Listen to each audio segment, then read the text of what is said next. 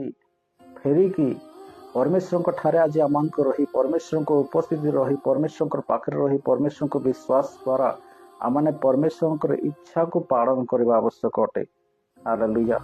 आम सांसारिक वस्तु प्रति आग्रही न हो ईश्वर व्यवस्था प्रति ईश्वर आज्ञा पालन प्रति ईश्वर इच्छा अनुजाई कार्य करने प्रति आम मनोयोग होगा आवश्यक अटे।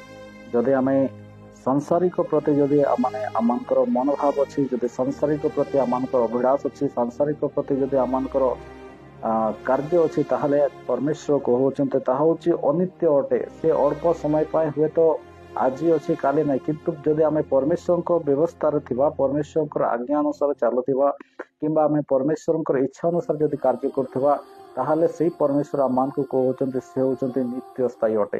हालेलुया। सेति पई आज आम को